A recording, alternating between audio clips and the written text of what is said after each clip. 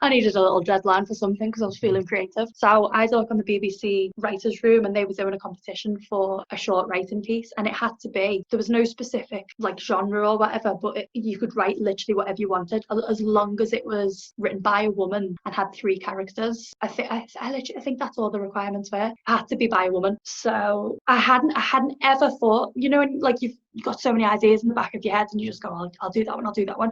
This one came completely from nowhere just by reading those requirements. And I just thought about like being a woman, what's it like to be a woman in theatre? And then I thought back, and by looking back and piecing together loads of experience, I was like, actually, it has been not like you get through it, but there are unnecessary challenges that I've had to face, or just things that you have to deal with that maybe like a man wouldn't have to. Being one of the main producers of the production company, I was like the port of call for a lot of theatre managers. And so it was me and Josh. So we'd both turn up. Looking back, I had so many experiences where they just completely dismissed me and just aim all the information at Josh. And Josh wouldn't have a clue because I was the one who'd been communicating with them. So I was like, no, I'm the one who needs to know the questions. So they literally look in my eyes and then divert all the conversation to Josh. And I don't know if that's what's worse about it. It's that it's so many little things like that where at the time just go, oh, whatever. But when you put them all together, it's just sort of like subtle things that would sort of wash away unless you actually really looked at them as a whole. Yeah. So there was another one where he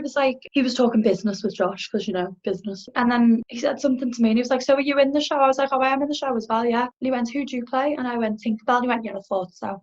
I was like proper like looked at me. I was like, all right, what does that mean? Just stupidly dismissive. And I was like, oh. So that's what hit hardest the most, that I hadn't even noticed. And it's only when you look back and you think, actually, this is still happening. This goes on all the time. Yeah, completely. I was doing a tour over Christmas, and I remember one of the girls in the cast was driving the van, and we got to one of the venues, and some groundsman guy made a joke about women drivers to her. I feel like people think it's fine, I can say this, they'll take it as a joke, but it's just like, but I feel like stuff like that, there's always a bit of meaning behind it, otherwise they wouldn't say it. Yeah, it's crazy. Literally today, I was dropping off funeral flowers this morning, and I was crossing the road. I had like a big thing in my hand of flowers, and a stereotypical white van went past and started like beeping and shouting out the window. I was like, really?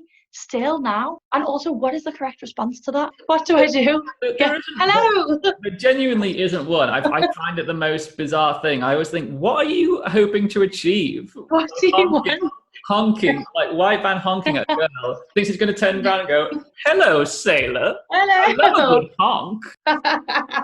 Next time it happens, I'm just going to repeat the same as what they do. Ah! But surely no woman in their right mind likes that. Surely no one could like that. A group of like middle-aged men in a white van honking at you. I'm going to put the flowers down and be like, yes. Made my day, fellas.